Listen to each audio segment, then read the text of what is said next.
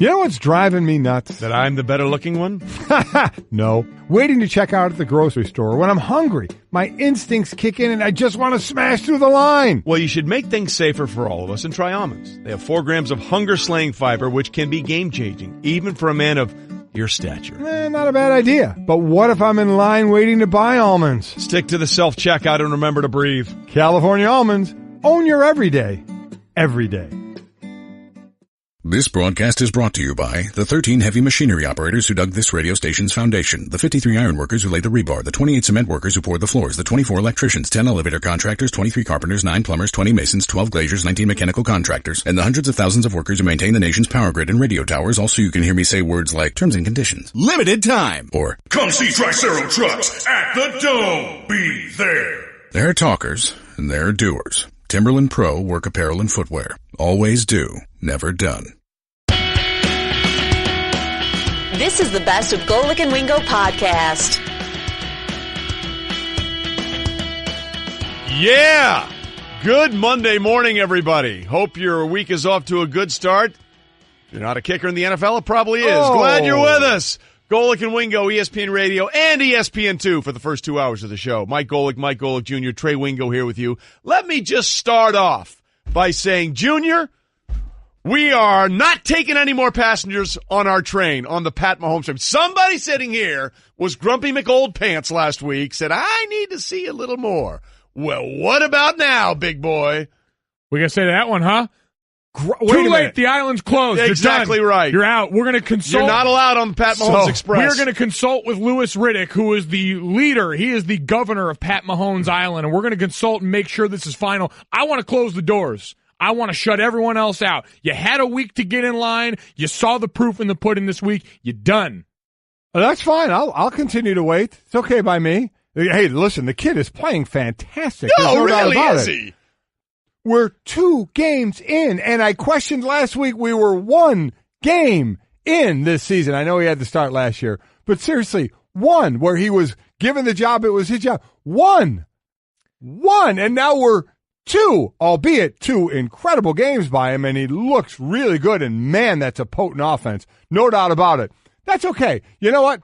I'll, as Zach Brown would say, I got my toes in the water and my tush in the sand. I'll hang out right there for a while. I won't go out on that island for Why does it always go bit. back to your tush? That's what I'm trying to figure out. Well, Whether it's a you're posting word, oil pics, why are we always going back to your tush? Different word he used, you know. I just didn't want to feel the need to use it. You know what? Your toes can be in the water and your butt can be in the sand. Yeah. Just make sure they're not in either anywhere near Mahomes Island, because you're not allowed there. Say whatever you want. Yeah. Okay. All you need to know, Pat Mahomes, 10 touchdown passes in the first 2 weeks, the Great. most ever by a quarterback through the first 2 games in NFL history. Looks phenomenal. Absolutely looks phenomenal. You know who you are fun right to watch, now? too, by the way. Yes, he is. You know who you are right now? Who's that? You remember that old This Is Sports Center commercial where Scott Van Pelt's walking out and he sees Tony Romo and all those people having the party in the control room and they just close the blinds on him? That's you walking by right now, sadder than hell. It's okay. Yeah, look, brother, he is in the zone. Brought to you by AutoZone. Get in the zone, AutoZone. So we'd like to invite you into the zone, but your son says we can't. All right, you're out. You're out. I'm going to hang with a guy closer to my age than Ryan Fitzpatrick, okay? I'm going to hang on his little island, okay? His little ancillary island. I can't argue with that one either.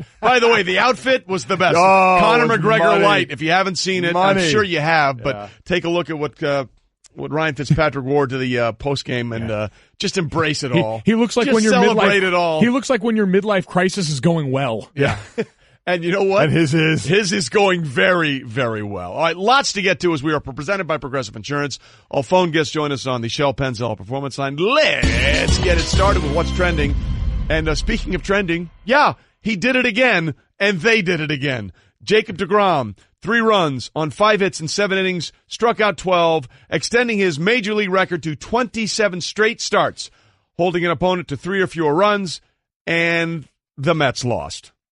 Yeah, I mean, come on. Yeah, he got no decision. But I will say this time, the offense got it back to the point where he got no decision. He did give up 3 runs for a guy with a 178 ERA. What are you doing? As you mentioned, 27 straight starts there. I don't know. I still think I think Max Scherzer is going to win the NL Cy Young. I think, but this is. Are you off that already? We were all in. We were all in last week. You're already back. You're off it. I'm not saying I'm off it. I'm just telling you who I don't have a vote. All I can do is say who I think they're going to vote. I think they're going to vote for Max Scherzer. I would love to see deGrom win it. Just just for the fact that I love Michael Wilbon, but I want to see his head explode. Yes. Yeah. Well, I'm going to say Michael Wilbon, I mean, does he feel more vindicated than right now? Because clearly there's something else that Jacob deGrom could have done in this game. Could have just hung tougher in this one. Could have just found a way. I'll find more sports cliches to throw at this situation. Do whatever's necessary. But the bottom line is this is whatever that old myth is about the guy pushing the rock up the icy hill. Yeah. That is Jacob deGrom's tenure with the New York Mets. By the way, all of this lost in the fact that it was a Red Sox win, which really means their magic number is down to 2, but the Yankees and Red Sox play. Seriously. So it's really, they can clinch their it. magic number. They can clinch it. I mean, when they open up tomorrow. Magic number or just a matter of time is the exact same thing. Yeah, I mean, it's just, right. Exactly. It's a magic number. It's a magic number. It's a magic number until that amount of time. Yeah, that's what makes it magic. Well, the one thing is ERA ballooned to 1.78. So there's an issue. There's an issue for Jacob deGrom. Is all the way up to 1.78, but it's unbelievable. I mean, what else can he do? What else Got to be a lot do? of frustration. A lot of frustration. I was going to say, on a very personal note, as we're going to talk about a player who was frustrated enough with his time and what his play was doing to up and quit during the middle of a game, Jacob deGrom and his mental fortitude through the course of this season, as much as Mike Wilbon and others might lament the fact that it doesn't net more wins, to me is impressive just because you keep showing up and still consistently putting this on tape. Yeah, again and again and again. And we'll see what happens again when the Red Sox play the Yankees. They win that game. Foregone conclusion we've all known for a long time will happen. The Red Sox will win the AL East. Meanwhile, how about this from Adam Wainwright? Swing and a bouncer, third base side. Jerko backhands, throws flat-footed in time to first. Nice play on the left side by Jed Jerko. Adam Wainwright, 6 shutout innings. The veteran tremendous here tonight. That's the call from John Boog-Shabby on ESPN Radio as Waino pitched 2-hit ball over 6 innings for his first win in 5 months. By the way, they beat the Dodgers on Sunday night. The Cardinals snapped a season-high 4-game losing streak and moved into a tie for the second NL wild card with the Dodgers. It's getting fun. 12, 13 games left, so that's what you got, the second wild card spot, Dodgers and Cardinals in a flat-foot tie, but you have the Dodgers only half out from Colorado for the division, so this is where it's going to get fun. I always dig this part of it because you, unfortunately, unless you're controlling your own destiny, you got to do a little scoreboard watch, and that's always interesting to do. Yeah, always interesting to keep track of that, but I have to put pause on this. Waino, huh? Waino? That's what they call him. I mean, like L. Fitz? Yeah. It's Waino, that's his nickname. I understand. Trey, have you ever called someone not by their nickname? Because once you get a nickname. Juniors, I don't know. Jersey. Juniors. Stay Wingo. Juniors. Juniors. Yeah, no, there's a little Stugotz in everybody, but no, I couldn't let that one go to pass. Everything you said's correct, but I was completely blinded by the fact that we've gotten into another nickname this early in the show. Well, you try and mix things up a little. Be who you are, Trey. Exactly. You stay Wingo. All right, we continue. And speaking of continuing, Dwayne Wade continuing for one last ride. Announced Sunday night in a video taped early in the day that he's returning to the Miami Heat for a 16th and final NBA season. Yeah, he got that offer from, China, to go play out there, and he said he was going to decide about what he was going to do. So he's doing the farewell tour. He's saying this is his last season, which is always interesting because then if you start to play well, you start to wonder, should it be my last season? But sounds like it'll be his last season. $2.4 million. This has to be the lowest he's ever played for. Now, I don't know. How dare he stoop so low? Yeah, but, I mean, it's just, guy's made a ton of money. I'm not sitting there saying he's going to be bummed because he's playing for $2.4 million.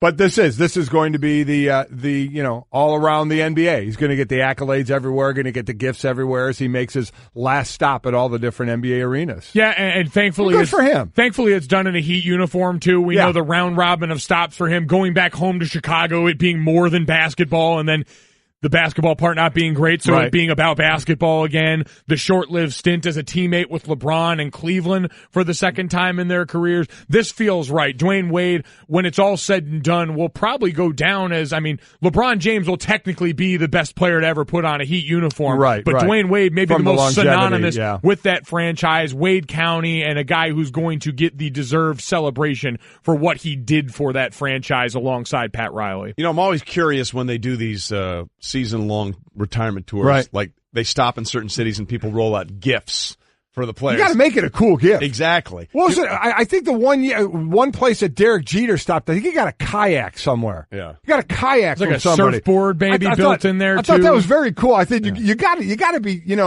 You got to go outside the box here, with a gift. I'm looking forward to Gabrielle Union's reviews of all the gifts, too, because Gabrielle Union's one of my favorite Twitter presences as it comes to this and tangent to the sports world. Obviously, Dwayne Wade's significant other. I have a feeling we'll get some commentary if your gift's not up to snuff, so correct. Some of her commentary. Yeah. Oh, boy. Yeah, some of that. Some of that we can talk about. 50 Shades of Wade, baby. Holy Some smokes. of that we can't. Yeah. So again, get ready. I think the NBA season starts, a month from today, October 16th? Is that what it starts? I think it's close to that. I think you're right there, yeah. So we will we'll that see. Sounds good. We'll see. Yeah, close enough. It's the start of the – doesn't the start of the NBA season seem like a floating date? Whatever. There you go. And it was, just to correct now, it was a stand-up paddleboard from the Angels. Nicely done. It's a great gift that Derek Jeter got on his tour. Do you think he's used it, though? I don't know, but I'm Good just core happy. workout. He's in Florida. You know what you do? mean. You know what you do? You re-gift it. Yeah. All the gifts can you're you going to get. re-gift that, though? It's Absolutely. probably monogrammed. Well, if they monogrammed it, obviously you can't. Also, Okay, it's yeah. a gift that everyone knows that you got. It's not like some, but it's, you're not going. Nobody's going to know if somebody else has his paddleboard. If it says Derek Jeter No, on it, no, they will. I agree. If it's monogrammed, you can't do if it. Derek Jeter gives you a paddleboard, one would probably have the sneaking suspicion that you're getting the paddleboard. Derek Jeter did things that we never knew about, okay? And got away with them, okay? Because we didn't know about it. We know about the paddleboard. So he'll find a way to have that person not tell anybody. He's good at that. Yeah, no phones. No phones more Drop than your anything phones else. here. I understand he's a married man now, right? Yeah. But that would have been a very weird morning after gift. That would have been. Here's your paddleboard on the way out. Exactly. Wow. So you're saying I need core work. Okay, good to know. And in the latest AP rankings in college football, LSU, Ed Orgeron, it's surged up to number 6 after their big win of September against a ranked team. And listen, what they did, the smiling at Orgeron gif is one of my favorites out there as they go down and take care of Auburn at Jordan-Hare. Listen, what LSU and Auburn was facing, the first hard weeks they had and then kind of the week off and then against one another. I had picked Auburn in this one, and this was obviously a last-second win for LSU. Wow. They, Mike, are so – and this isn't any newsflash. They are so friggin' athletic. It is ridiculous how the athletes that they have on that defensive side of the ball. The downfall, unfortunately, downfall is a wrong word. They're undefeated and 6th in the country.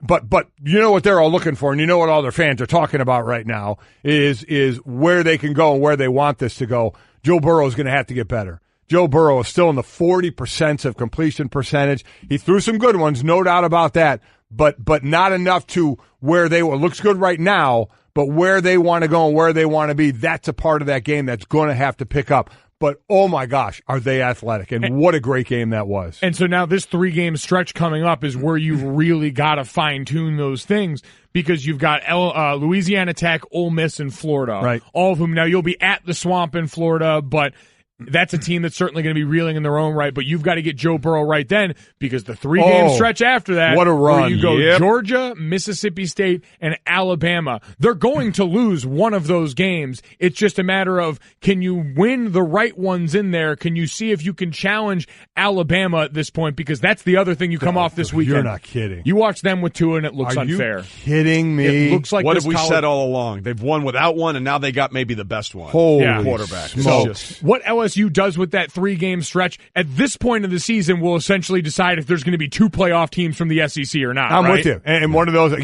Georgia. Now, they do have a week off between Mississippi State and Alabama, but Georgia, Mississippi State, and Alabama. What a run that is. So you're right. The 3 games they had before that, Burrow is just going to have to get more. And this is, again, his first year as a starter. I get it. He sat at Ohio State, transferred, won the job there at LSU. Ed Orgeron, who we're going to have on today at 8:05 Eastern, really like what he's done. No doubt about to win that job, but that's going to have to be a part of their team that's going to have to get better, that passing game. And had to ratchet up that intensity for those 2 big ranked games in the first 3 weeks. So now gets to assess. Self-scout's going to be really important going into this stretch. And by the way, we'll have Coach O, Ed Orgeron, in just a couple hours on the show this morning. There you go. Looking forward to that. All right. Golic and Wingo presented by Progressive Insurance. Small business protection just got easier. With more than 30 coverage options available, Progressive has you covered. More at progressivecommercial.com. Well, the talk before the Sunday night game between the Cowboys and the Giants was from Landon Collins, the Giants safety that said, hey, listen, we'd rather have Dak beat us or try and make Dak beat us than have Zeke Elliott beat us. And Dak Prescott said, challenge accepted. And on their second play from scrimmage, challenge was extended and accepted. Hit that big bomb to Tavon Austin that really got the Cowboys going, and they hang on to win by 7 points. And afterwards, Dak talked about, hey, listen, they put it out there, and I had to back it up. You guys play at such a high level. Is there anything that challenge accepted can actually do, or is that just, do we make more out of that than really is? I mean, we definitely hear that. And I kind of said the challenge accepted. I said I accepted it, but I can tell you I wasn't the only one who accepted that challenge. This team accepted it. That offense accepted it. And we wanted to go out there and just show these guys. And they did. But, and it was an impressive win overall for the Cowboys because they were dominant in the first half. They didn't get a lot of points. And then that defense just took over in the second half. 6 sacks of Eli Manning as that reworked offensive line for the Giants is a problem. But did we find anything else more about this Cowboys offense? Zeke was under 100 yards. Dak, for the 9th time in 12 game, guys, didn't throw for 200 yards, and most of it came on that one big play. I think what we've found out maybe over the weekend is this division could be up for grabs. Yeah. That's what maybe except for the Giants. The Giants, I listen. They just offensively, they just don't look very good. You were waiting for Odell. Odell was targeted 9 times, had 4 catches. You want that breakout game from him. It's just not happened. The running game, not there at all. We keep talking about Saquon Barkley, nickel and diamond, boom, that big run. Well, it didn't happen. 11 carries, 28 yards. His long run was 10. So and I'm not putting that all on him. Remember, that's that new offensive line or a revamped offensive line in front of him as well. That team looks stagnant on the offensive side. For the Cowboys, I don't think the Cowboys look great. The defense with 6 sacks, they got after it, no doubt about it. But the offense isn't a big hitting offense. It's just not. It's not built that way. Dak's not that type of quarterback. And do you want to say Tavon Austin is now your heavy hitter, a guy that failed with the Rams, who got rid of him? They still want to live on that ground and pound to control the ball that way. So my thought is after the Philly game, losing yesterday to Tampa Bay, and Washington, everybody's sitting there at 1-1 except for the Giants at 0-2, is this could be a very interesting division as far as not thinking anybody's going to run away with it.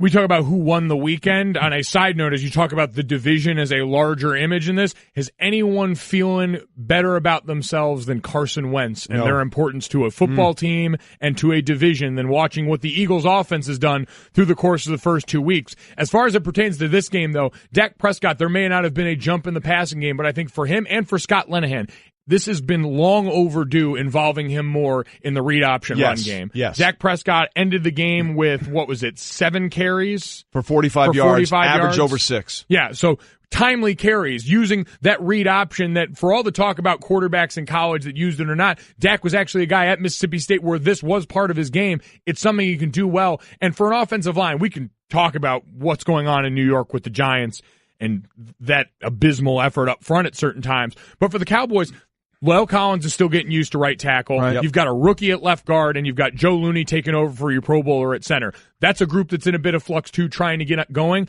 This could be what propels that ground game and helps it get back going in the right direction, because the minute you've got a quarterback that people now recognize as a threat on the backside, Dad, you know this is a defense, it makes the backside end think, it makes the backside linebacker think, it makes everybody rock back on their heels just long enough to give Zeke the crease that he needs, and we know it doesn't have to be a big crease necessarily. No, it doesn't. But again, problematic. Again, 64-yard touchdown pass to Tavon Austin for Dak on the 3rd play of the game.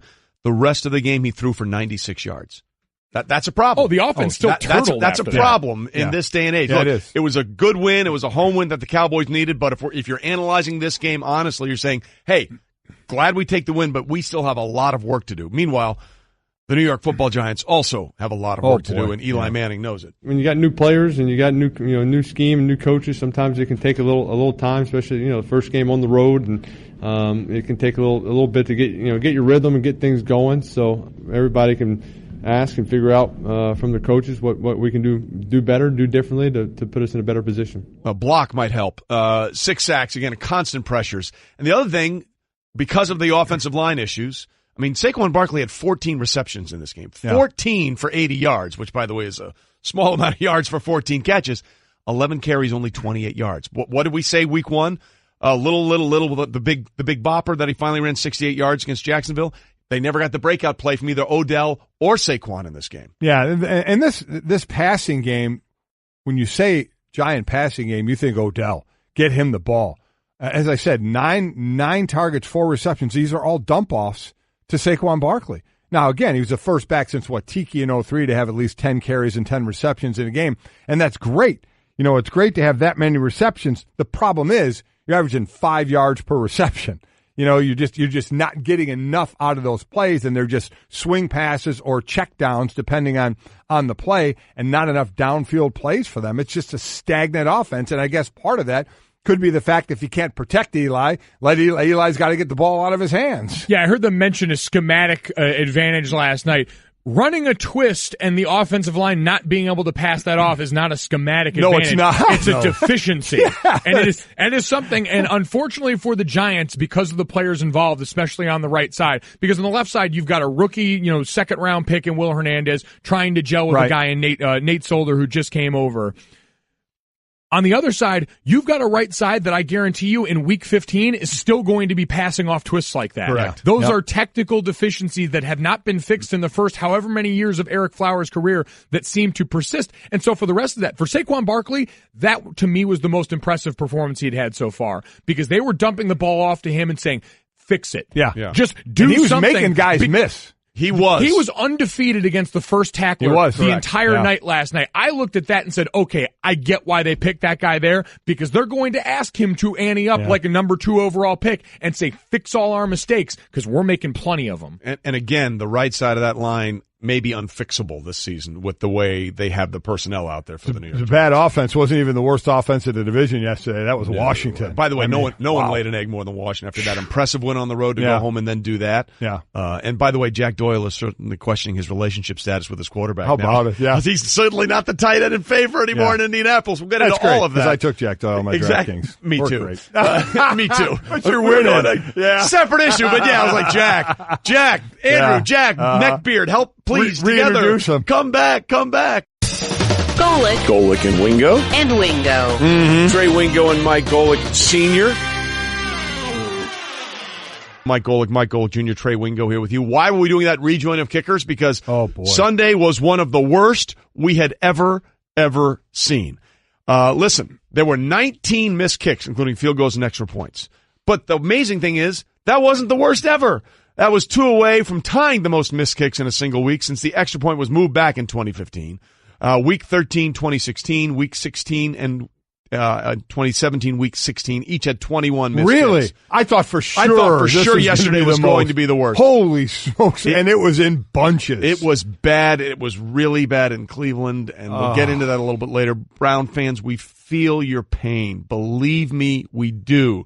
But it was also felt quite extensively in the second tie of the season. By the way, again, we said first time since 1971. That was before we had overtime. Yes, it was. The year before. I mean, ties were a lot more common. Yeah, they were. Because we didn't have overtime to decide those games. It's time for Straight Talk now, brought to you by Straight Talk Wireless. Best phones, best networks, no contracts. So Green Bay and Minnesota finish up in a 29-29 tie at Lambeau Field. And you say, it's a tie. Well, both teams got to feel the same. No. If you're the Vikings, you're happy to walk out of there with a tie, even though you had a chance to win. And if you're Green Bay, you knew you had a double-digit lead in the fourth quarter at home, and you couldn't seal the deal. That's a problem. Yeah, that definitely is a problem. I mean, we weren't even sure if Aaron Rodgers was going to start. Doesn't practice all week. He doesn't need practice all week. I loved it where they said, what did he practice on Saturday? Yeah, practice on Saturday. The only practice you get on Saturday is eating the correct donut that's brought into the locker room. But he came out there, and the dude is just unbelievable. It is ridiculous how good he is, and he was winning this game. This is a Minnesota defense that I even said even if he had started, Aaron Rodgers started, I thought this Minnesota defense would still put too much pressure on him. He moved just well enough in that pocket to do what he normally does. And again, it's without a great running game that I don't know if they're ever going to have. But if you have, it still just solidifies if you have Aaron Rodgers, you have a chance to win every single game you're in. 9 for 9 against the blitz for 87 yards. This is just what this guy does. And so you had all that. You had the defense step up in some crucial moments on that game. On the other side, for the Vikings, Kirk Cousins continues to look pretty strong. Made some impressive throws of his own right. But for this game, and we all know this, and everyone who's around football long enough, and especially when you're inside a locker room, you see so many instances when they turn on the tape where you're going to say, we could have won and lost these games. And certainly, listen, Daniel Carlson for the Vikings is going to have to wear his bit as the kicker. This is unfortunately a place where they've got some history of kickers in big situations and games, sort of robbing their chances of going forward. But we know what this is going to come down to from a larger vantage point to the NFL, and all signs are going to point to that roughing the passer hit called on Clay Matthews. Absolutely. Here was, that was Clay Matthews hit Kirk Cousins, and there was an interception. Yes. And the interception would have sealed the game. Would have been a game. And it was overturned because Clay Matthews hit the quarterback, and they say they drove him into the ground. And that was the second time in 2 weeks that Clay Matthews has been called. That happened also in the Sunday night season opener against the Bears. Afterwards, Clay was asked about the game, and let's just say he couldn't figure out the rule either. Well, no, I know what to say. It's just I don't want to lose any more money. Maybe I'll go back, watch the film, see if there's anything I can change. But at the same time, I felt pretty good about that hit. It's just you put in so much work, and you hate for one play to. I take a lot of responsibility with the way in which I play the game. So there's obviously not one play that defines a game, but at the same time, a little play. So I don't know. I don't know what to say, guys. I mean, it is what it is.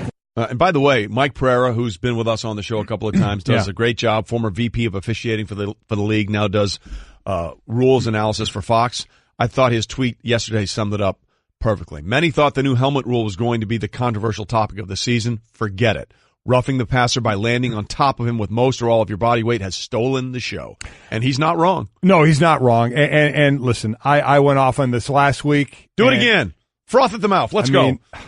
It's almost a waste. It's like spitting into the wind. I just... Have you ever really done that? By the way? I have, and it doesn't work out for you. And I know a lot of people are going to bring up the Eric Kendricks hit. Minnesota Viking fans will. He got called... on Aaron, end of the first half. Which did lead to a field goal for the Green Bay Packers. And people are saying that was worse. I don't think it was. I mean, by the definition of landing on the quarterback, Kendricks, both of them were picture book with the shoulder into the gut and then, kind of lift a bit.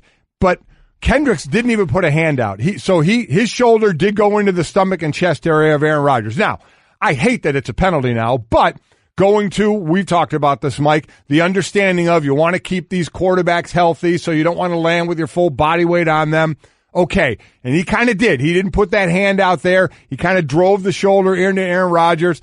Begrudgingly, because that's the rule now, I'm going to say, okay, I understand the rule, even though I thought it was a great tackle. But in the NFL of today, I could almost see that one. The Clay Matthews one, and I said this about the Myles Garrett one, which the league said they got wrong the week before, and even the Carlos Dunlap one, which I thought was ridiculous last week, is while Clay Matthews did do a lift a bit, he put his hand out again. He didn't come crashing down with all his weight. He put his hand. I don't know what to tell these guys anymore. I don't know what to tell them in the split second they're tackling a quarterback. There's one thing to driving a quarterback, but it's a lot better when the quarterback's going down. And if you have to suck them in a little bit to get them to fall down, then so be it. Because if you don't, they can still throw the damn ball. So he does that, sucks him in a little bit, just what Kendricks did, and then he's going to land on them. What do you want them to do? I really want to know, NFL. What the hell do you want them to do in that split second? You want them to roll over and fall on their own shoulder and maybe hurt themselves? You would be happy about that because it wouldn't be the quarterback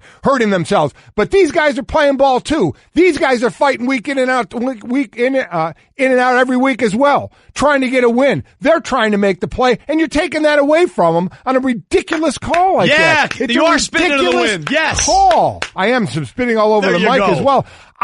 You can't explain, and we need to get somebody on from the NFL. Explain this. And I heard you, and you've already explained it, and I don't buy it. Lifting him up and landing your full body weight. He didn't land his full body weight. These guys are listening to you, NFL. They're listening. They're putting their hands out. They're not driving into the guy. They're following your stinking rules, and you're still throwing the stinking flag. Clay Matthews is right. I don't know what to tell you guys. I don't know what to do. I don't know what to tell them either, because they're going to go into meetings and they're going to go, Coach, what the hell you want me to do? And the coach is going to go, I don't know what the hell you can do. You're probably just going to get flagged. Just keep doing what you're doing, and maybe the ref won't throw the flag. And that, ladies and gentlemen, was Straight Talk. Brought to you by Straight Talk Wireless, nationwide coverage on America's largest and most dependable 4G LTE networks. You know what I loved about that? You started that segment by saying, well, I'm not going to get wound up. It just got me going. And you just got wound up again. I'm interested because, Mike, you and I got into it a little bit last week. We're fine. Clock integrity. Got into it last week about this a little bit, where you wanted to give a little bit of time. So we're 2 weeks in. Where are we at? They need to get better at it fast because it showed up in a marquee game in a big moment in a way that people can assign to the outcome now, because we can always say there's a lot of plays that affect the game. Marquee game, pivotal point in it. People are going to, from the NFL's perspective as a product, assign blame to this spot for the outcome of the game. So they've got to get better at it faster. We can figure out some ways how. Golic. I tell you what, a great sports night last night, no doubt about it. And Wingo. What a day, what a show, what a time. 1, 2, 3, 4. Guys, let's be real. When you look good, you feel good. At the JCPenney wardrobe sale, you can get 50% off select men's suits, separate sport coats, dress pants, and accessories. Plus, select dress shirts, buy one, get one free. Raise your game with Collection by Michael Strahan. All the right looks to take your style to the next level. Also, save an extra 20% off with your JCPenney credit card and coupon, or extra 15% off with any other method of payment. Hurry in. JCPenney. Style and value for all. Pricing and coupon valid 9/13 and 9/23. Credit offer subject to credit approval. Some exclusions and restrictions apply. See store at jcp.com for coupon and details. When it comes to hiring, you don't have time to waste. You need help getting to your short list of qualified candidates fast. That's why you need Indeed.com. Post a job in minutes, set up screener questions, then zero in on qualified candidates using an intuitive online dashboard. And when you need to hire fast, accelerate your results with sponsored jobs. New users can try for free at Indeed.com/podcast. That's Indeed.com/podcast. Terms, conditions, and quality standards apply. You're just vibing on a Monday morning. That's what we're doing. Mm-hmm. We're all vibing here on this Monday. Glad you're with us. Golic and Wingo, ESPN Radio and ESPN2, presented by Progressive Insurance. All phone guests join us on the Shell Pennzoil Performance Line. Mike Golic Jr., Trey Wingo here with you. What an unbelievable weekend of football, both college and the NFL. And it just, it's funny, guys. The last couple of years, people have been taking their shots, and some of them deservedly so, at the NFL.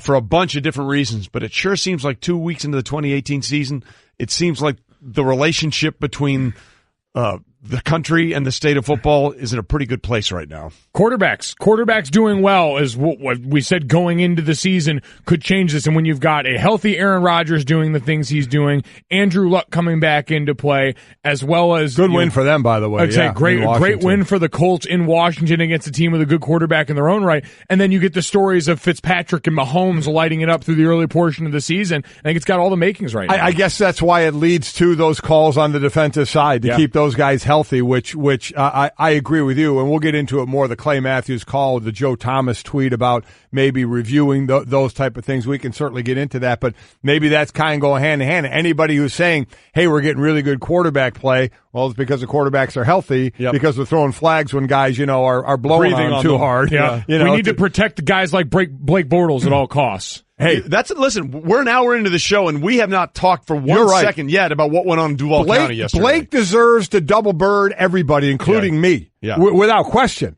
And I'm sure he's too good a guy to do it. I don't know him, but I'm sure he's not going to do it. He's going to take the high road. But a lot of people, including me, saying they don't put it on his shoulders. And listen, they have called plays last year that you could easily see they didn't want to put it on his shoulders. They put some of that game on his shoulders yesterday, and man, did they play some ball? Did he play some ball yesterday to take down the Patriots? Mike, good for him. You don't even have to go back to last year. Go back to last week. Yeah. Remember, week 1, Giants hosting the Jags. I think the score was 20-15 at the time with just about 2 minutes to play in the game. It was a 3rd and 6. What did they do? They ran a dive play and basically trusted their defense to close out the Giants. Yesterday, Blake, fourth quarter, go finish the Patriots. We learned from our mistake in the AFC Championship game. Just start throwing dimes, and that's exactly what he did. Yeah, shout out to Nathaniel Hackett, too, their offensive coordinator. A lot of those dimes were on wide-open throws. Yes. They crossing routed the Patriots. The crossing routes, I mean, that stunned me. Again, we're getting into that game. We can certainly get more into it. The open crossing routes from the man coverage was ridiculous. and that's something normally you see New England be able to adjust to something like that, and they didn't. And all that happened with a lot of drops from Jacksonville's wide receivers, too. So it could have been worse. It could have been a lot worse. By the way, when you bring up Nathaniel Hackett, I do have to harken back to the time when he was in Buffalo, when one of his quarterbacks was Thaddeus Lewis working with Nathaniel Hackett. It sounded like a novel from 1743. Yeah. Thaddeus, Nathaniel, what say you, my friend? Let's go and float this raft down the river now. Exactly. And we've also maybe figured out Tom Brady's kryptonite. It's Florida. Yeah. He is 11-10 in his career as a starter on road games against those 3 Florida teams. How about that? And that was his first ever loss against the Jacksonville Jaguars. So mostly it's been Miami because obviously they play in the division. But Jacksonville is that team now. And it was 90-something degrees, and it sometimes it's not the heat, it's the humidity. There you go. And it was a little sticky yesterday in Duval County. Lots to get to. Let's start with what's trending. And Dak Prescott says the team accepted the challenge against the Giants, not just him. You might recall last week, Giants safety Landon Collins said the game plan, let's make sure Zeke doesn't beat us and try and make Dak beat us. And Dak made just enough throws to do just that. Yeah, they did. Jumped out to enough of a lead that Giants just don't have the offensive firepower to be coming back. And you would think with Eli and with Odell Beckham that that's exactly what you're waiting to see is those big-time plays. And in 2 weeks, we haven't seen it. We've seen a lot of dump-off passes to Saquon Barkley, had 14 receptions in this one. To me, in the bigger picture, I look at that division now, and I think Philly's still at the top of that division, even with the loss to Tampa Bay. The no-show by the Washington offense against a Colt defense that really isn't we're not sitting here singing the praises of. And then what Dallas was able to do to the Giants. So while I still think it's Phillies, I think it could be maybe a little closer than some people think. Yeah, the health of Carson Wentz weighs heavier on the Eagles than it maybe ever has this offseason. As big a story as that was, it feels bigger now because of what flux the division looks like it's in. Absolutely, and we could get Carson Wentz back this week for Philadelphia. We'll have Adam Schefter in just a little bit to talk about when we might expect that. And for all of the things that the Cowboys did right, and there were a bunch. I mean, Zeke averaged 4.6, I think, per carry on only 17 carries. They got 6 sacks. The only turnover was the game one that they forced. I mean, outside of a 64-yard play on the third play of the game from Dak to Tavon Austin, 96 passing yards. Yeah, nobody was lighting it up. 96 passing yards in the rest of that game. They've got to find a way to get better. And we keep an eye on today. We mentioned the Cleveland Browns trying to get rid of Josh Gordon. One of the landing spots they mentioned were the 49ers and the Cowboys. And I have a feeling if the Cowboys are smart, they are going, as long as there's nothing looming. We see this move being made. My immediate thought was something must be happening. A suspension we might be bracing for. But if there's not that in tow, the Cowboys seem like the organization, too, with Jerry Jones, that would love to take advantage. Someone's going to take a chance on like this that. guy. Absolutely they are. And we heard over the weekend that the 49ers had actually reached out to Cleveland. So we'll see what happens today because they're planning on releasing him, but they want to try and get a trade instead. Can Jacob deGrom trade for a new lineup? Gave up 3 runs on 5 hits in 7 innings while striking out 12 in Boston yesterday. Yea, verily extending his major league record to 27 straight starts, holding an opponent to 3 or fewer runs, according to the Elias Sports Bureau. And, of course, he got a no decision. No decision. Actually, the offense came back and bailed him out a little bit to get that no decision, but that's been far and few between. We know the story of DeGrom with 8 wins this year and up for the possibility of the Cy Young. The most wins ever was 13. That 2 guys had 13 wins and won a Cy Young. I think the voters may go Max Scherzer here, but what a great story DeGrom has been and how frustrating it has to be when you go out and you do your job as best you can and you just don't get that team aspect of it, the backup of the rest of the team. But all he can control is what he does on the mound. Yeah, and he's done that all year. And I've said the mental fortitude that comes along with being able to do that as individuals, we like to make baseball at times when it comes to batters versus pitchers and all that. You still, we say this all the time, when you're losing, and especially losing when you think you're playing well, coming into work is still tough. It's still not easy to go and do that, knowing no matter what I do, it seems like it's never going to be good enough for my team or for Mike Wilbon. No, definitively not for Mike Wilbon. By the way, the Red Sox did win that game, which means their magic number is down to 2, but in reality it's 1 because they're playing the Yankees. So any combination of a Red Sox win and a Yankees loss gives them the division, which is a foregone conclusion. Guess what? They play each other starting tomorrow, so really they could wrap that thing up on Tuesday. And maybe the biggest win in the fight over the weekend is all of us, because we're going to see this again. Yes, we are. Canelo Alvarez took down Triple G by a majority decision, 115, 113. 2 judges that way. The third judge scored it as a tie, 114-114, which means we're probably going to get a third incarnation of this fight. I think we are. And let me tell you, this was a good fight. And it was interesting it was Triple G took the early rounds, and then the middle, or then up until closer to the end, it was Alvarez, to the point where Triple G's corner told him, I think in the 6th or 7th round, dude, you're losing this fight. You're losing this thing. And it was interesting because it was Alvarez who was going forward, Triple G coming backward a little. Alvarez used to counterpunch, and he was taking it to Triple G. Triple G ended the fight very, very strong. Thought this one going down to the last round, and it looked like Triple G had taken that round, but enough had built up for Alvarez to get that win in a very, very close fight. A little different than what I had expected. And I think most people expected from the aggressive side of Triple G, to where he was the one backing up a bit, and Alvarez was taking it to him a bit in this one. But you're right, Trey. The bottom line is we're getting another one of this, and it'll be well worth it. Yep, I would say a big win for the tainted meat community here as they get their ultimate revenge on a process that was unkind to them, the farmers down south of the border. And for me, this fight was worth it, if for nothing else, to give me the image of Stephen A. Smith and Teddy Atlas on the SportsCenter hit after, shadow boxing with the camera, going through shadow boxing with each other. We have now also found the tag team champs of the world when it comes to covering this fight. Yes, so that's true. Triple G and Canelo Alvarez, part 3 is going to give us Stephen A. and Teddy Atlas part 3 in a way that I am personally thankful Well, for. again, I think the first time it was a draw between Stephen A. and Teddy Atlas the first time around, too, right? So I don't know who do you think won that fight this time around, but the first time it was clearly a draw between Teddy and Stephen A. So we're going to find out who the winner is. I'm going to be interested what the pay-per-view numbers were on this, because it was like $84, but let me tell you, I loved it. Thought it was fantastic. And you know we're going to try and get another one. I hope they were big numbers. Could you see the other news coming out? I was that just going to ask. Floyd Mayweather said he'll come back and fight Pacquiao. Pass. Yeah. Hard pass on that one. I have no interest. None. Going through that the first time around, which was still years after it should have happened, was one of the more boring fights that I've ever struggled through. There was all that controversy about Pacquiao going into it with the injured shoulder, we thought, just to get through to the payday that they both knew they were coming. There is zero chance I waste my time on that. No, we're moving on from that one. But I will Triple G and Alvarez, without question. Sign me up for part 3, absolutely. And I would argue that the third one is going to be much bigger than either in terms of and pay-per-view you know the beautiful thing? I hope if Triple G wins it, then they got to have one more, right? Because they had to draw each one. And then we got to figure this thing out. There we go. Boxing, they know a good tie when they see it. The NFL's finally just learning. There you go. Sometimes the tie is not just the worst thing possible. All right, Golic and Wingo here with you. We do this every Monday after the weekend, and it's time to get it going. One more time for the good, the bad, and the ugly. The good. Oh, chef's kiss. The bad. Figure it out, Wingo. And the ugly. My nickname was Ugly Gangly. All right, good, bad, and ugly, brought to you by State Farm. Go with the one that's here to help you life go right. Talk to an agent today at 1-800-STATE-FARM. Good, bad, and the ugly. Golic, let's start with you and the good. I'm going good. I'm going to LSU. And again, we'll have their head coach, Ed Orgeron, at 8:05 Eastern time.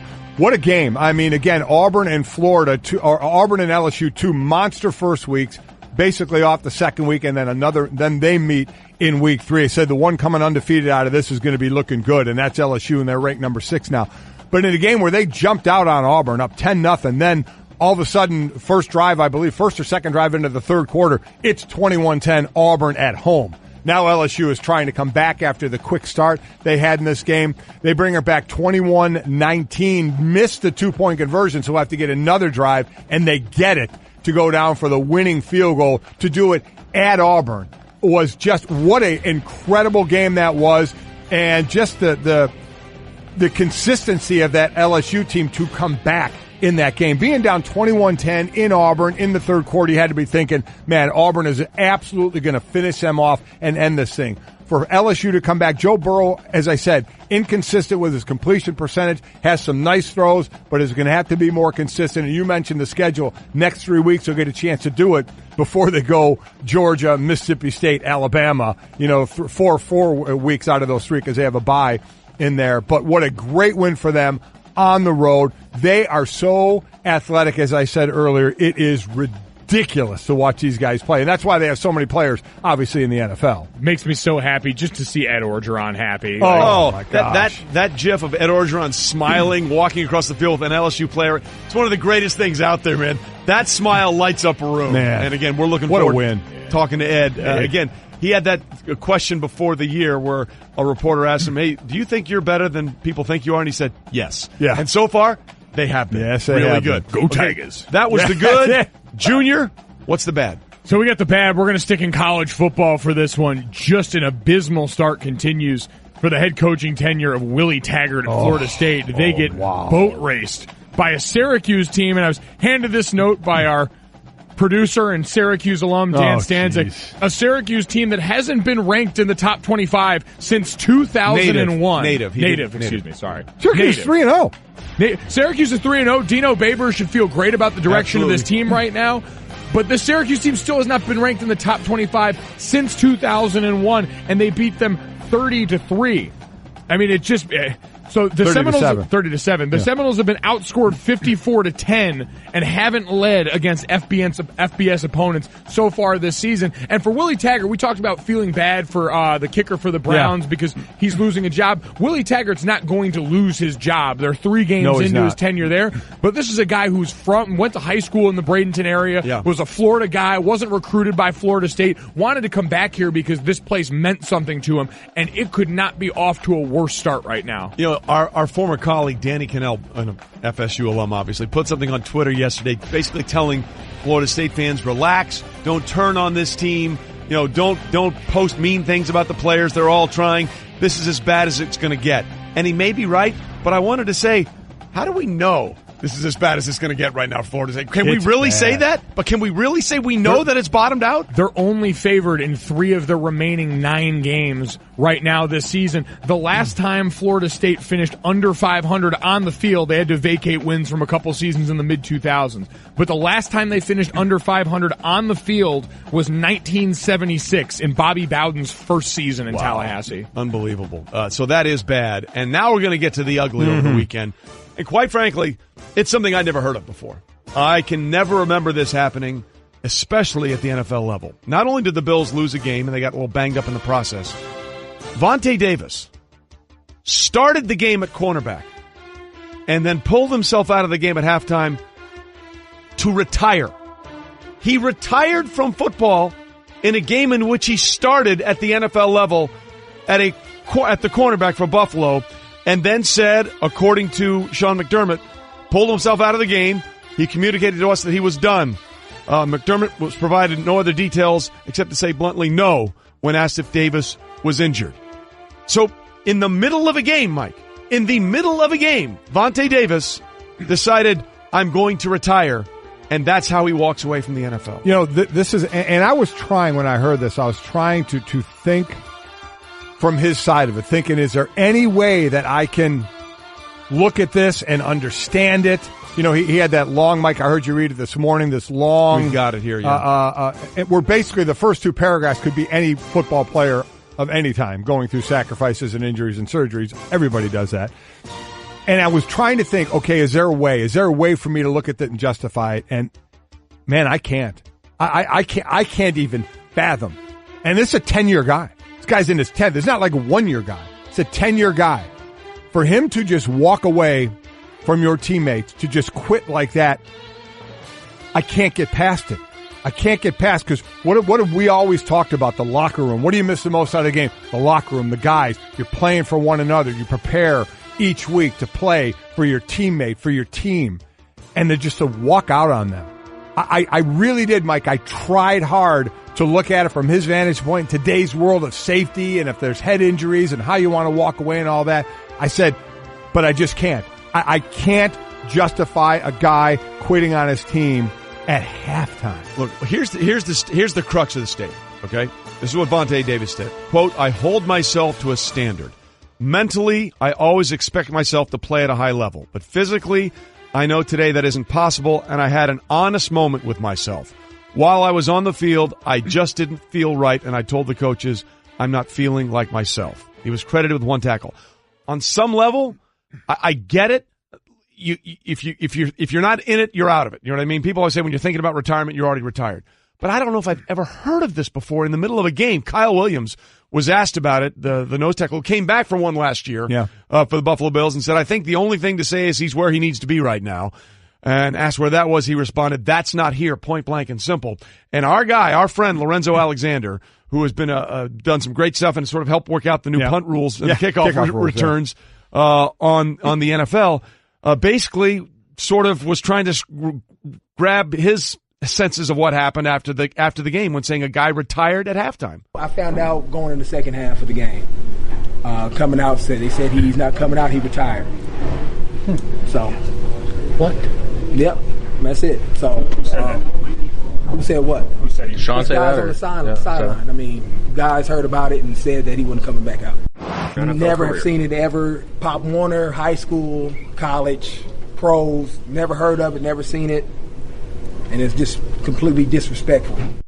I think that small what from the reporter in the room spoke for the collective football consciousness that was all looking at this. And, Dad, I'm with you. I tried to search because a lot like the situation in Pittsburgh where we saw an offensive line speak out about a running back, so the position already didn't match up, and then speak about a guy's money in a way that was so abnormal, I said, there has to be something else here. And I did the same thing with this situation. A guy retiring at halftime, like was there something so internally wrong here that he just couldn't do it? But you come back to that at the end of the day.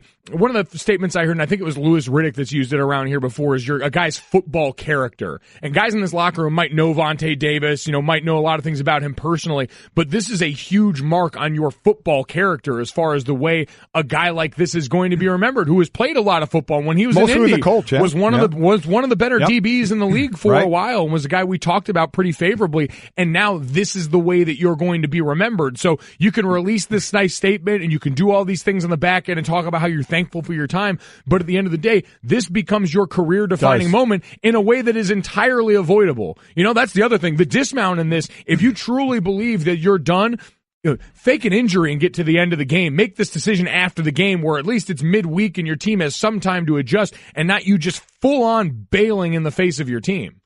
That's the thing here, right? If you're doing this as you had to be thinking about it before the game began. Right? I mean, we have to assume that it just maybe it did. This doesn't just snap into your head. Right. So, yeah, there have to be thinking about it, and there are certainly ways to handle that. Walking out on your teammates is not one. And, Mike, to your point, you're right.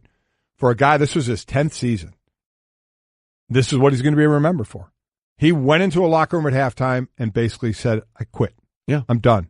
Even to all his teammates, because man, I mean, that's a lifeblood of that locker room, man. That's what you do. You play for that guy next to you. Man, you play for one another. I mean, there are individual goals. I get it. And guys try and get paid individually. I get it. Man, the blood, the sweat, and the tears in that sport and what you do for one another. And to just say, guys, I'm bailing on you. Yeah. It's just a tough call. Well, what did we love about last week? What Aaron Rodgers said after what you do for your teammates, right? Yeah. You do what it takes. That's what we're paid to do. We do this. What are you willing to give up for your teammates to try and come up with a win? And that's why he came back after being carted off in the first half. So that was what we saw week one. The polar opposite is what we saw week two in Buffalo. Golic and Wingo. It was all sort of one big giant Jell-O mold. It's very interesting where that went. Let's start with the Browns and Josh Gordon.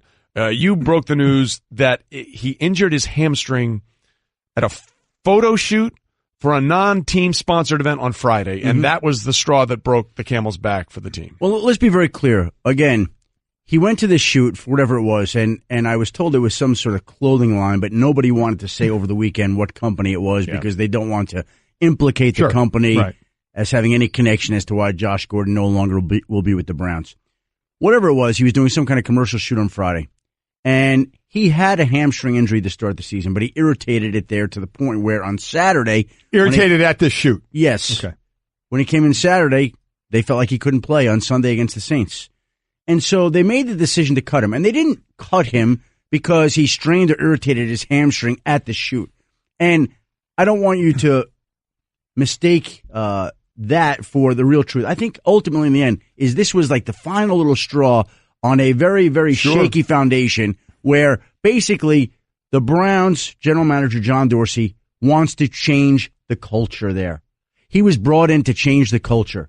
And he felt like keeping Josh Gordon around was enabling him and not allowing him to do what he was brought in to do. This was a move that was designed to help continue the change of culture that they've tried to implement in Cleveland. That is the biggest reason that they let go of Josh Gordon, or at least plan to, until these teams began calling right after the word came out. And there were teams that thought that the Browns intentionally announced on Saturday night that we planned to release him on Monday so they could let the beginning begin and auction Josh Gordon off. All right, so where are we, as Adam Schefter is with us in studio? Where are we on the teams that are interested in Josh Gordon, and how do you think they will get a trade done before he hits the open market?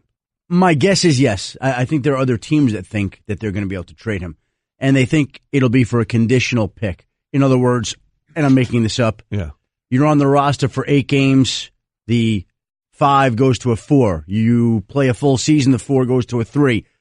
And I'm making up conditions as we come along. It'll be up to the teams and the Browns today or tomorrow to agree to those conditions.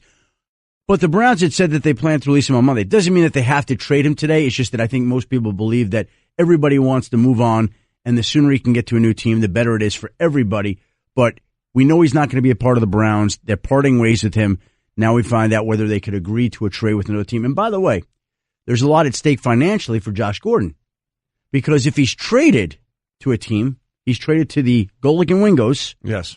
We'll take him. You assume his contract, which is $790,000 in base salary this season, with the right to tender him after this year as a restricted free agent. So next year, Josh Gordon could make about $1.9 million.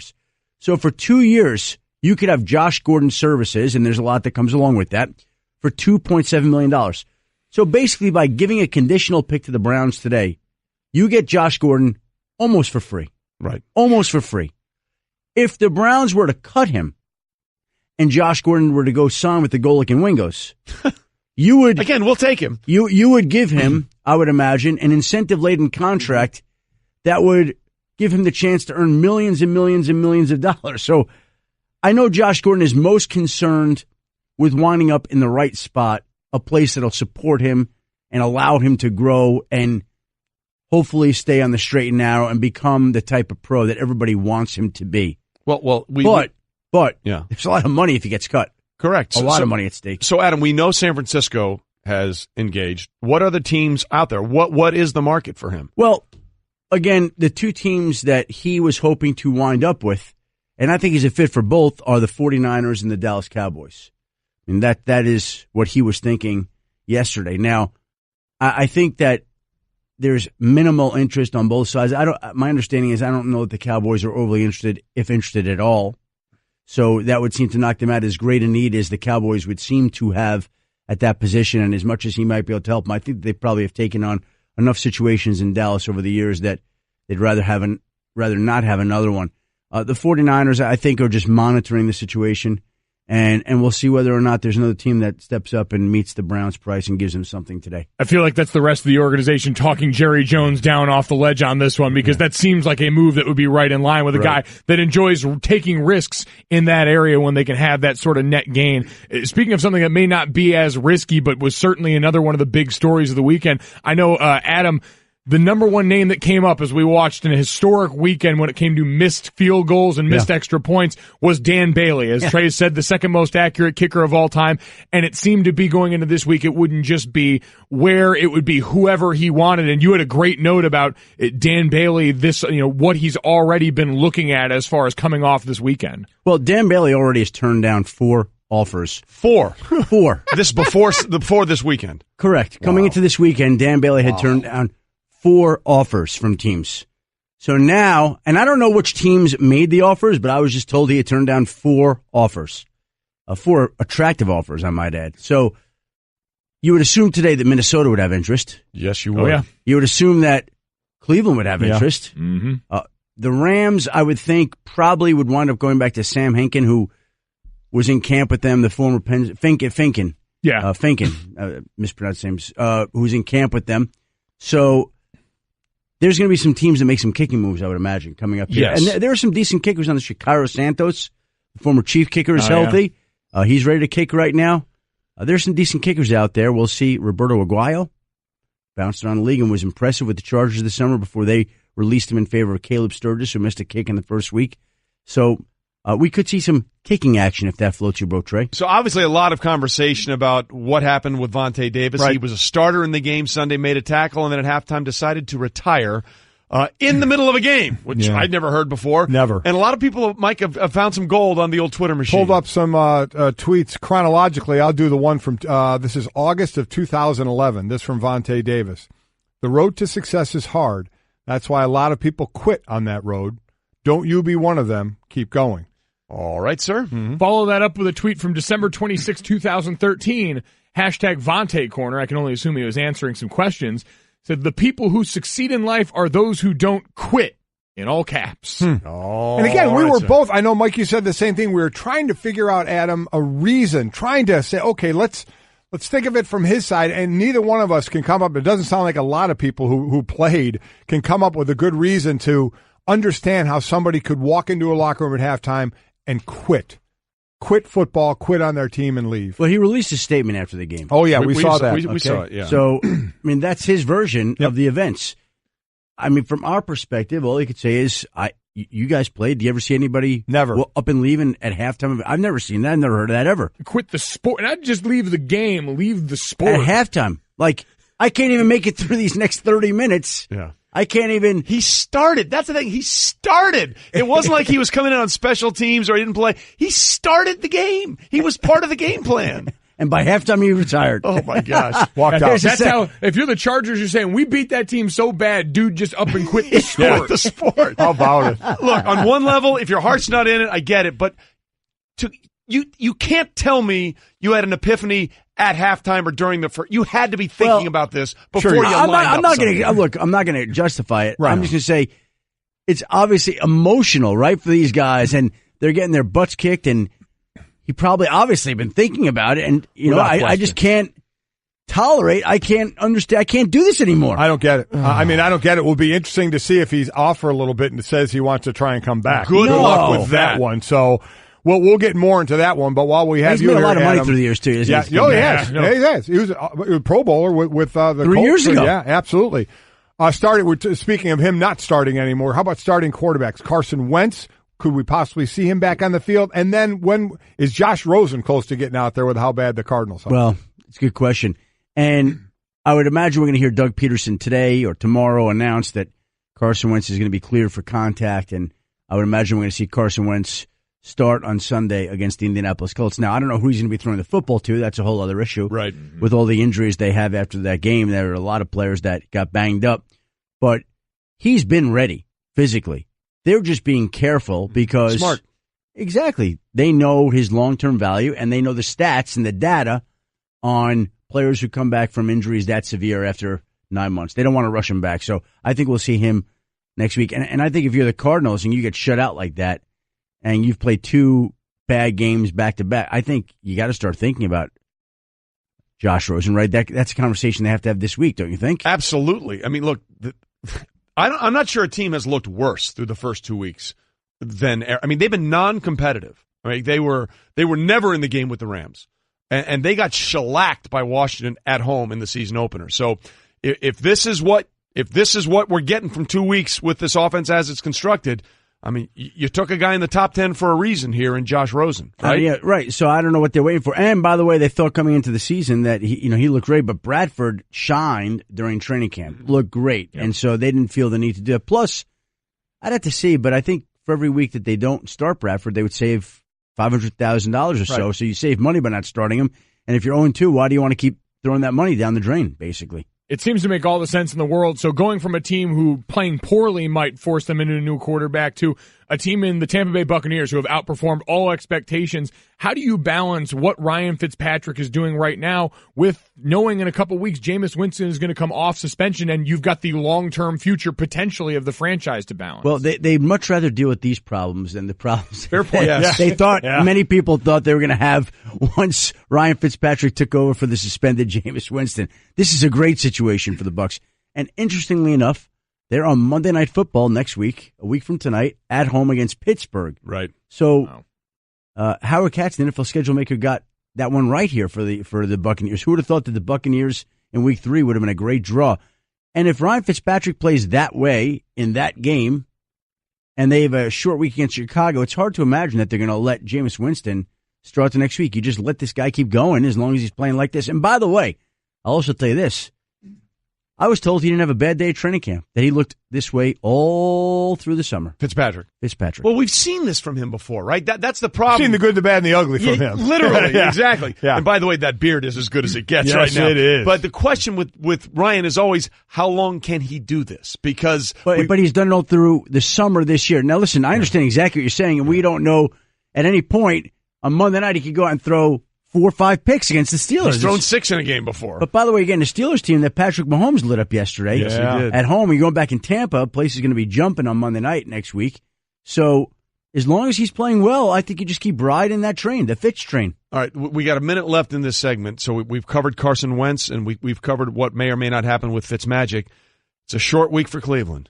Any chance we see Baker Mayfield this Thursday against the Jets? I don't think so. What would make you think that we would? Because basically, if they had a kicker, they could be 2-0 right now. Tyrod played pretty well in this one. Much better than I don't think we're asking the Baker Mayfield question right now. And well, actually, I just did. So I know. I mean, technically, I did ask the question, but you can ask it. Yeah. I just don't think we're going anywhere with that right now. And, at some point, and you knew that would happen in Cleveland once they started losing. That question would come. But they want to keep Baker on the bench, and they want to let him grow. Look what happened with Patrick Mahomes on the bench for 15 games last year.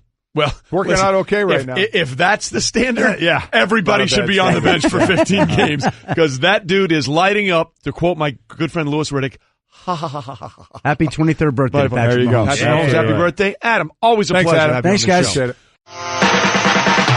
Golic and Wingo. Let's not expect too much. There's only one person out there that's expecting way too much out of this guy too early. We know who that is. It's his father.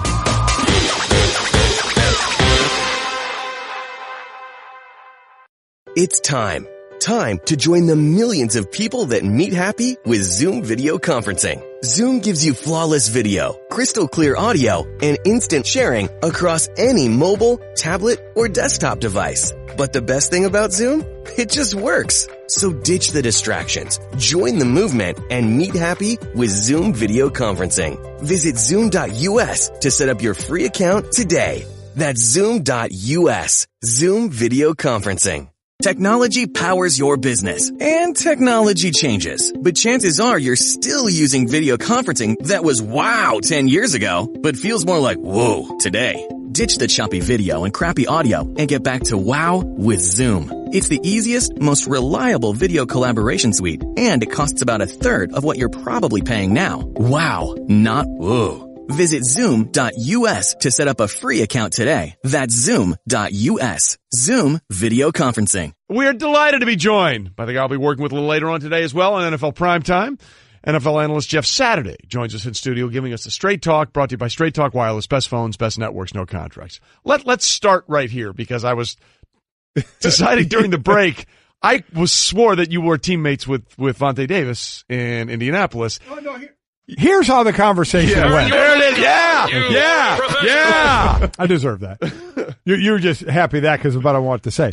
Correct. So, Trey says to Jeff, you were teammates with Vontae Davis, and Jeff said no. And Trey was like, are you sure?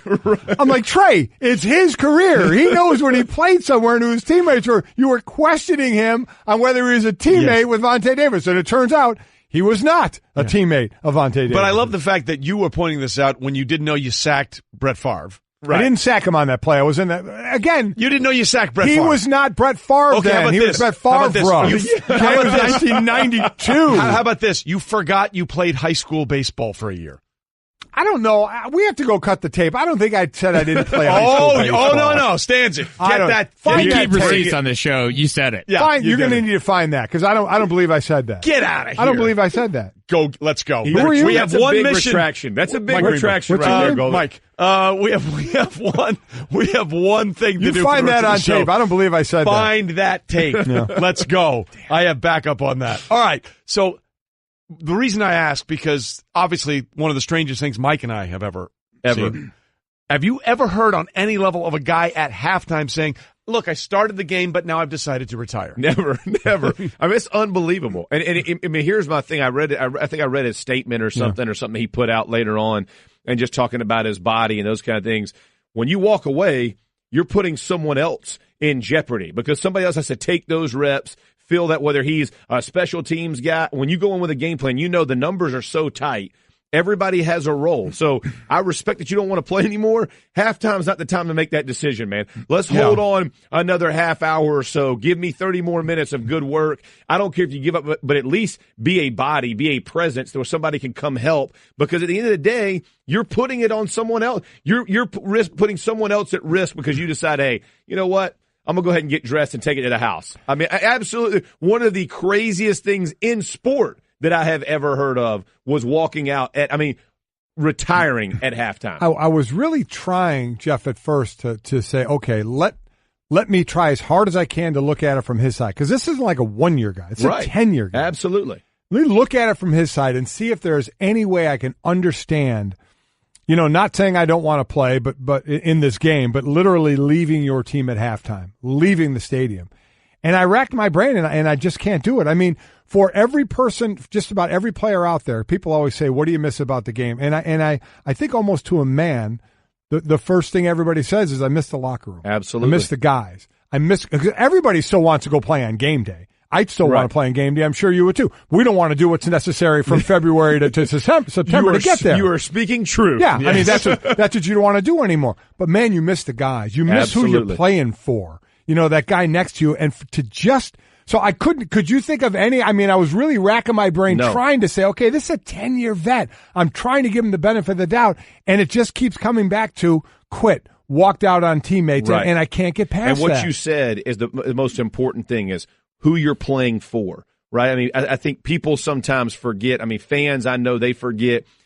We love the fans world, but you play for the guy beside you. Right. You play for the family that you're building in that locker room. And I use that term loosely. I'm not saying but you know what I'm talking about. It's the group of 53 or so every, from training camp, summer, you name it, all the travel, all the time you put in together, there is a sense of camaraderie that's like none other. And when you're putting it on the line each and every week together, something forges and is built in that.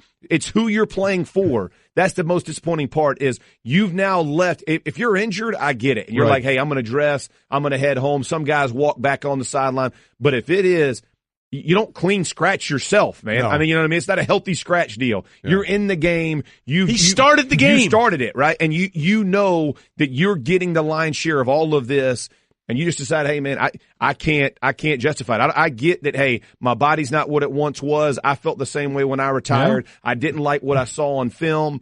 Everybody goes through that. And to a man, you got to decide, if he'd have come back today and said, hey, I'm retiring, I'm all for it. I support the heck out of that decision. Yep. I got no issue with that. Not at halftime. Not at halftime. Not leaving my guys. No way. What did we say after the Week 1 win when Aaron Rodgers did what he had to get back out there, and he said, this is what we ask ourselves in this game. What are you willing to do for your teammates? That's right. And you asked the same question here. What are you willing to do for your teammates? Right. Apparently not very much. Take it to the house. Okay, Jeff Saturday with us. You have had in your career the luxury of having not only great quarterbacks that you've had hands on your butt. Aaron Rodgers, then along for that Peyton Manning. You also had Adam Vinatieri for a long stretch of your career, so you didn't have to deal with this a lot. However, there were times when a former kicker drove you crazy. Yes. Mike Vanderjagt. Yes. Take us through what it's like as an offensive lineman when you are putting it together to one of these game-winning situations, and you go down there and you think, we're all set up. All we need to do is have this guy put it through the uprights, and we are good. We as a team are walking out with a win. And to see that pill sail in all the wrong directions. You got one job. You got one job, man.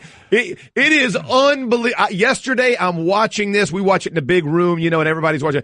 I literally wanted to take kicking out of the game altogether. Just scratch it. No more field goals. No more PATs. I was so mad because of that exact point. You work as a group. You have 11 guys working in concert to move this thing down. You're putting it all together, and all of a sudden you put it all in, and it is a shank, a push, a yank, whatever it is, and it could not be more frustrating. Now, I say that in jest because we know that's a big part of the game, but it absolutely destroys you, man. I mean, it is one of the most disheartening things, and I'm telling you, as an offensive lineman, and every offensive lineman will tell you this, you can hear it.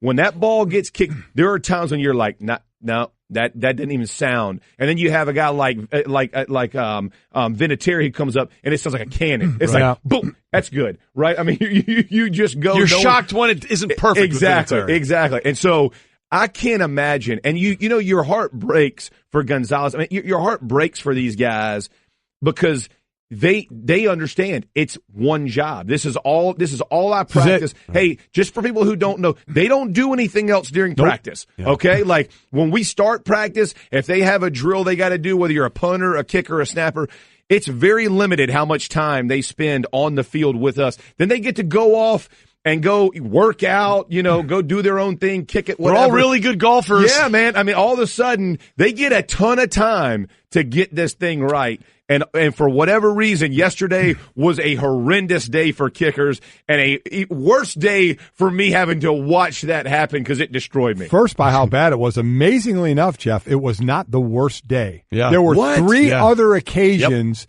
in 2015, then once in 2016, and once in 2017.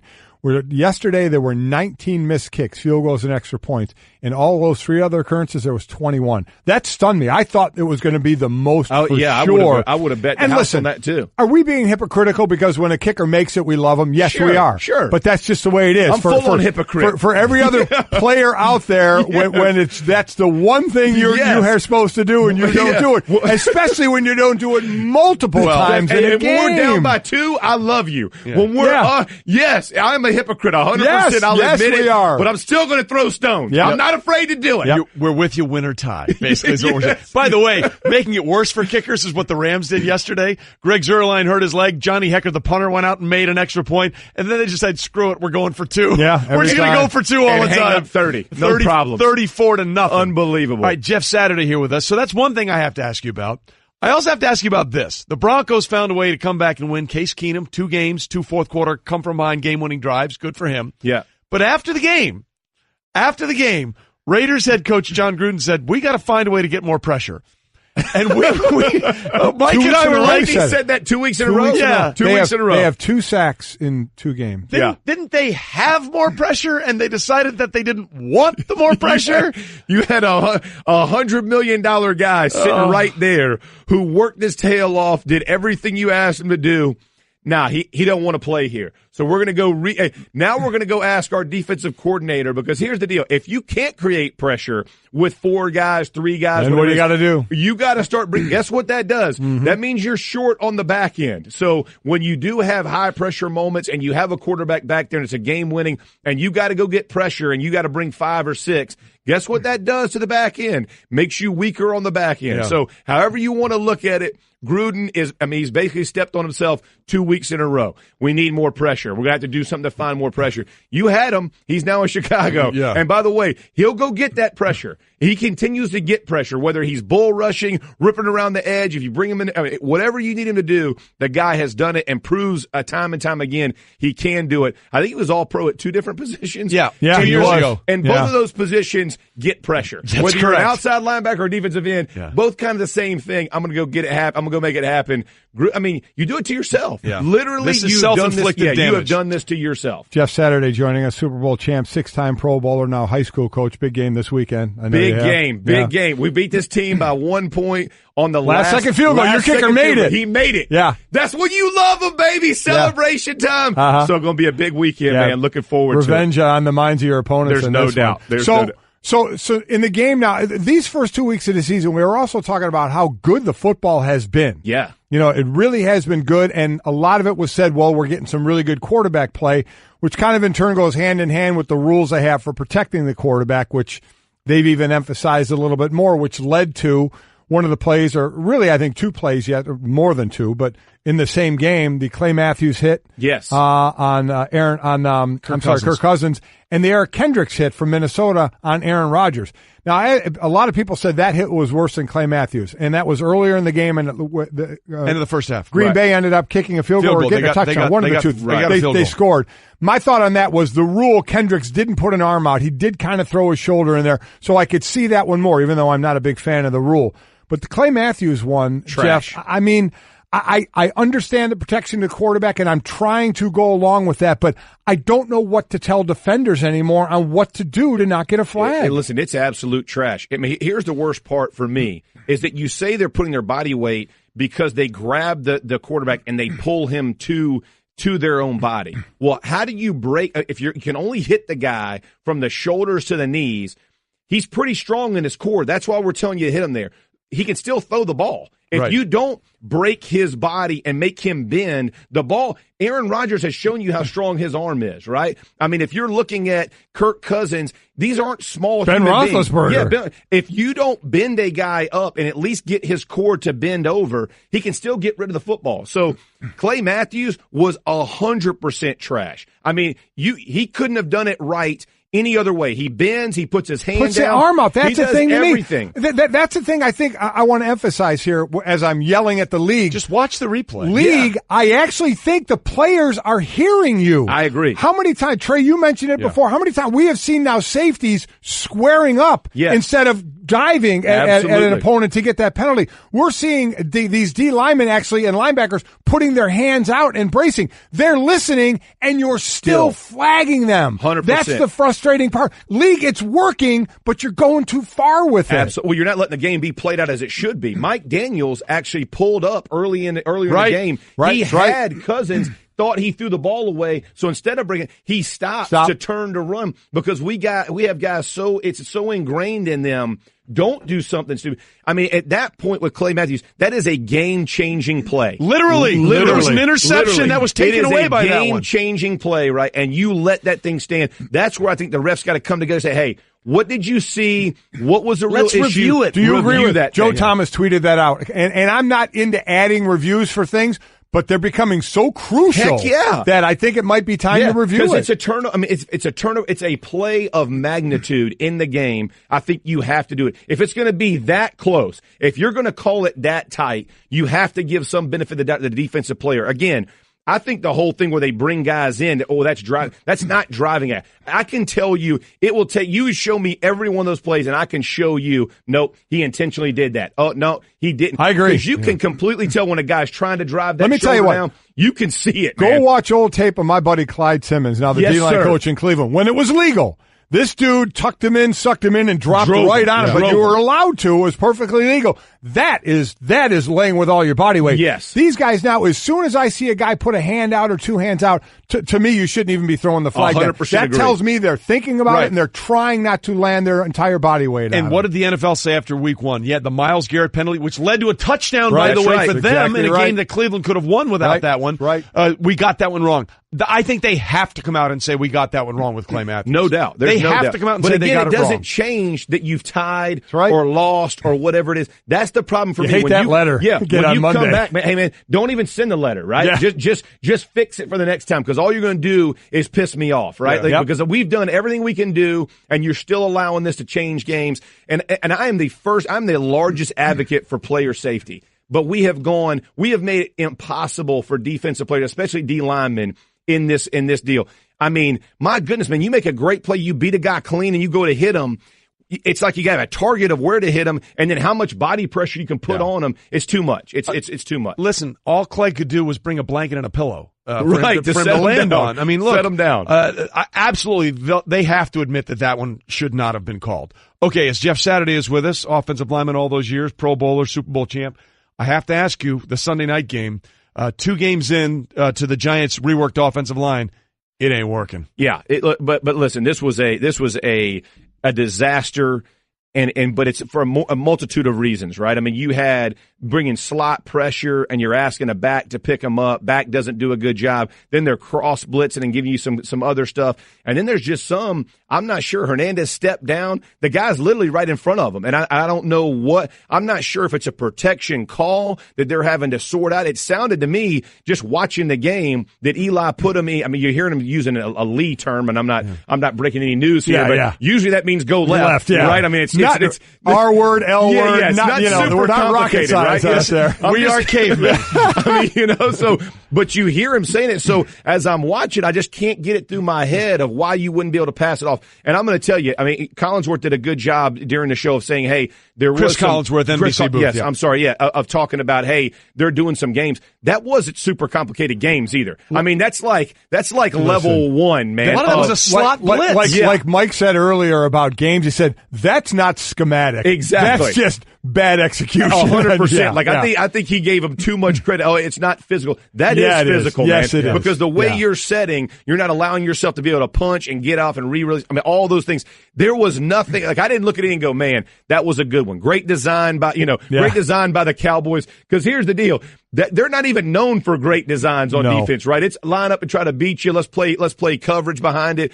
It was awful. And they lost their center, John Halapio. Yeah, they lower leg, broke his leg. It looked like they brought the air cast out. The air cast is never a good sign. Never a busted leg. So he's out. The Cam Robinson, you saw the left tackle from Jacksonville, torn ACL. He's out. That's a bummer. Tough for that giant line, which is trying to kind of reinvent itself. But here's my deal, man. People talk about part of the game that's changing, and you hear people talk about how much time you can spend with guys. This is not a time issue, man. No. I can tell you right now, I went out a ton by myself and went through my steps over and over and over. Whether it's a right-handed stance, left-handed stance, when I was playing guard, when I was playing center. Hey, if I got to pass a blitz off, is my butt down? Am I shoving? All the techniques and fundamentals do not require you doing it. I mean, it is literally, I'm going to shove a guy. There's another guy coming in my gap. I'm going to wait for him to get there.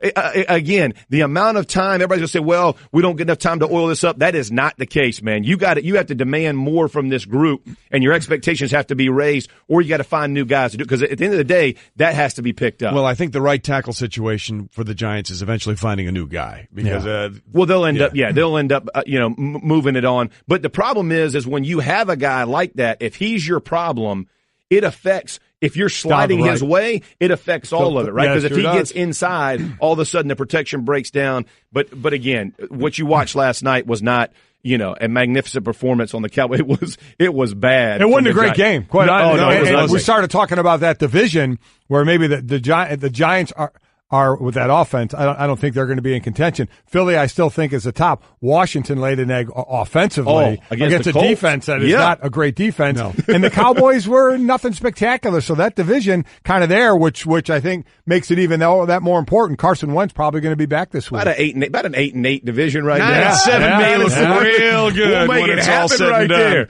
And again, Dak Prescott, 160 passing yards, 64 on one throw, 96 the rest of the game. They still don't have a threat in the passing game. One of these times we get Jeff in, we're going to have to go over calls on the O-line and D-line. I'm all about it. So much fun. I am all about it. That's when the Einstein steps in, folks. Y'all pay attention to that, baby. By the way, in the least surprising news of all time, Adam Schefter tweeting the Browns are planning on moving on and finding a new coach. Stunner. It may not be the only team that does that this week. By the way, Golic and Wingo on the road, presented by Progressive Insurance, will be live this Friday from Philadelphia for the Colts-Eagles matchup. Drivers who switch to Progressive can save an average of $620. Jeff, I'll see you in a few hours for NFL Primetime, 1:30 Eastern on ESPN.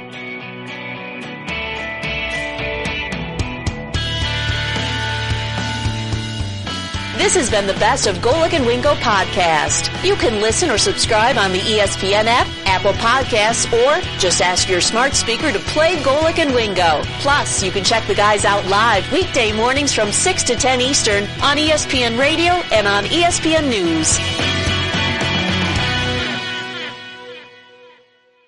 When it comes to hiring, you don't have time to waste. You need help getting to your short list of qualified candidates fast. That's why you need Indeed.com. Post a job in minutes, set up screener questions, then zero in on qualified candidates using an intuitive online dashboard. And when you need to hire fast, accelerate your results with sponsored jobs. New users can try for free at Indeed.com/podcast. That's Indeed.com/podcast. Terms, conditions, and quality standards.